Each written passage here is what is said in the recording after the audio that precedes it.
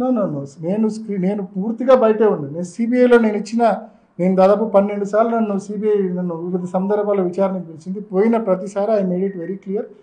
చివరిలో డెడ్ బాడీని బయటికి తెచ్చేటప్పుడు మాత్రం నేను లోపలికి వెళ్ళాను. నేను అక్కడ చెప్పింది ఇక్కడ మీకు చెప్తా ఉండేది అది. వాళ్ళు అడిగే ఉద్దేశం వచ్చిందంటే ఒక సిట్టింగ్ ఎంపీగా ఉన్నారు మీరు అప్పటికి, మీకు అంతా తెలుసు, అక్కడ అది మర్డర్ అనే నిర్ధారణ కూడా మీరు అప్పటికి వచ్చారు. మరి దాన్ని ఆ సీన్ ఎట్లా ప్రొటెక్ట్ చేయాలి ఏంటి, అందులో మీరు చెప్తే కాలంగా లోపు లేవు కాలం లోపు చెప్తాను.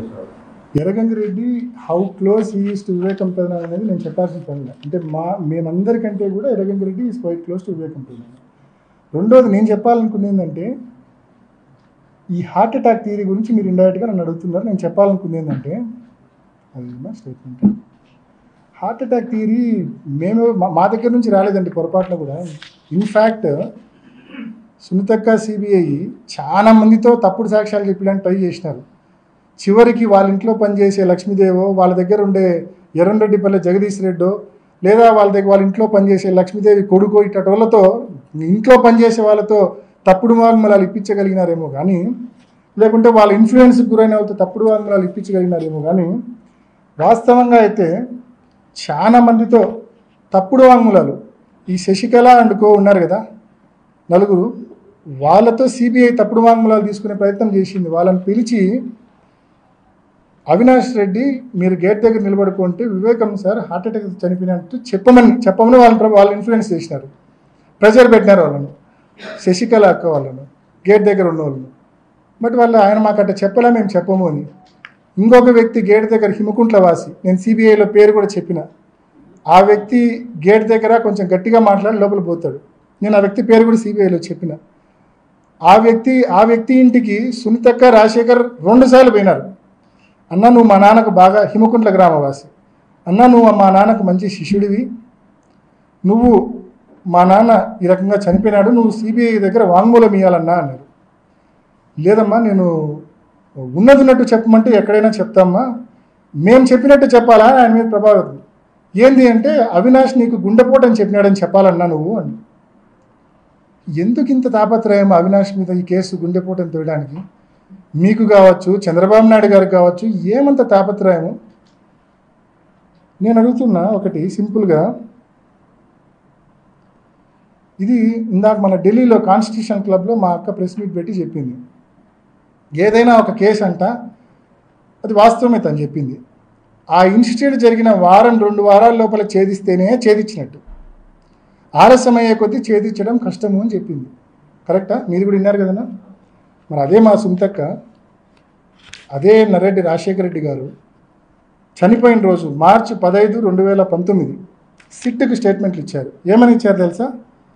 మాకు కృష్ణారెడ్డి ఫోన్ చేసినప్పుడు మా నాన్నకు గాయాలున్నాయి, బాత్రూంలో పడి ఉన్నాడు అంటే మా నాన్నకు గతంలో కూడా హార్ట్ ప్రాబ్లం ఉన్నందున బహుశా హార్ట్ అటాక్ వచ్చి అందువలన కింద పడి తలకు ఏదైనా తగిలి గాయాలై ఉంటాయేమో అని ఊహించి కృష్ణారెడ్డిని ఆ విధంగా పోలీసులకు ఫిర్యాదు చేయమని చెప్పినాము. ఎవరండి? అవినాష్ రెడ్డి కాదు చెప్పింది, నర్రెడ్డి సునీత గారు, నర్రెడ్డి రాజశేఖర రెడ్డి గారు. వాళ్ళు సిట్కి ఇచ్చిన వాంగ్మూలం ఇది. So it was their theory అని చెప్తా ఉన్నా స్పష్టంగా. అండ్ యాడెడ్ టు దట్ దీనికి సబ్సిక్వెంట్గా కంటిన్యూయేషన్ ఇంకో ప్రూఫ్ చూపిస్తా. వీళ్ళందరూ కలిసే కదా రాజశేఖర రెడ్డి గారు, శివప్రకాష్ రెడ్డి గారు, సునీతమ్మ హైదరాబాద్ నుంచి అంతా కలిసే కదా బయలుదేరింది. ఇందాక నేను చదివి వినిపించింది సునీతక్కది, రాజశేఖర్ వాళ్ళ ఇద్దరు స్టేట్మెంట్లో ఉంది. హార్ట్ అటాక్, స్టంటు, కింద పన్నాడు, తల గాయమైంది. ఇది Adinarayana Reddy SIT investigation attend అయినాక బయటకు వచ్చి ఇచ్చిన స్టేట్మెంట్. స్పష్టంగా చెప్తాడు శివప్రకాష్ రెడ్డి ఆయన కొడుకు వాళ్ళిద్దరు కూడా ఇట్లా గుండెపోటుతో చనిపోయినట్టు. మీరు ఏంటండి? అధికారులు టీడీపీ ఎమ్మెల్సీ బీటెక్ రవి, మాజీ మంత్రి ఆదినారాయణ రెడ్డి, డ్రైవర్ దస్తగిరి ప్రకాశ్ను ప్రశ్నించారు. ఇద్దరు నుంచి వివరాలు సేకరించారు. వివేకానంద రెడ్డి మార్చి 15 నాడు ఉదయాన్నే నేను విజయవాడలో ఉన్నప్పుడు టీవీ వివేకానంద రెడ్డి గారు గుండెపోటు వలన చనిపోయినాడనే వార్త మేము విజయవాడలో ఉన్నప్పుడు జరిగినది. ఆ రోజు నేను నాతో పాటు శేఖర్ రెడ్డి అని మా కజిన్ ఒక ఆయన కాంట్రాక్టరు, శివప్రకాష్ రెడ్డి వివేకానంద రెడ్డి గారి యొక్క సొంత బావమరిది హోంలో దొరికినప్పుడు నేను చెప్పిన మాట సారీ చెప్పినా బాధాకరంగా ఎందుకు ఎట్లా జరిగిందంటే ఆయన ఎక్కువ సిగరెట్ తాగేవాడని, స్టంట్ వేసినారని, వామిటింగ్ వల్ల జరిగిందనే విషయం చెప్పిన తర్వాత వాళ్ళ కొడుకు కూడా నాతో మాట్లాడితే అదే విషయం చెప్పినాడు. ఈరోజు అన్ని విషయాలు ప్రస్తావనకు వచ్చినాయి. మీకు పరమేశ్వర రెడ్డి తెలుసా, రవీంద్రనాథ్ రెడ్డి బీటెక్ ఎలా పరిచయము, ఇంకా ఎలా జరిగిండొచ్చు అని వివిధ ప్రశ్నలు వేసినప్పుడు ఒకటే చెప్పిన, మీ అందరికీ మనసాక్షి తెలుసు, మనసాక్షి తెలుసు. విన్నారు కదా స్పష్టంగా.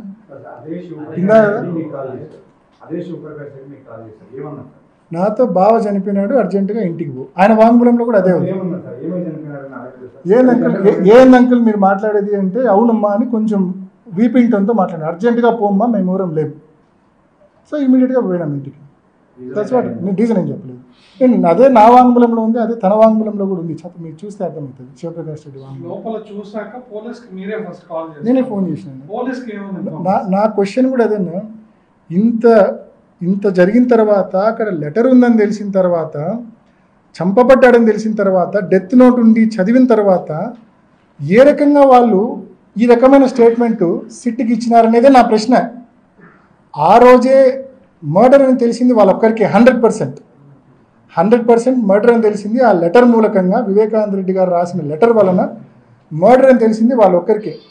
ఫొటోస్ వీడియోస్ కూడా వాళ్ళు తెప్పించుకున్నారు 6:30 కల్లా. So having clear knowledge that it is a murder, why dead did not inform police? నేను ఇన్ఫార్మ్ చేసి క్లియర్గా వివేకానంద రెడ్డి గారు చనిపోయినారు, చాలా రక్తం ఉంది, తొందరగా రండి. This is what I said. బెడ్రూమ్లో బాత్రూంలో చాలా రక్తం ఉంది, వెంటనే రండి. నేను ఎటువంటి కంక్లూషన్ ఇవ్వలేదు. నేను స్పష్టంగా చెప్పిన, గతంలో కూడా చెప్పిన, యూ కెన్ చెక్. నా సునీతతో మాట్లాడిన ప్రతిసారి కూడా 5 సార్లు విచారణ జరపాలంటే తప్పనిసరిగా బీజేపీలో పోతారని ఒక కామెంట్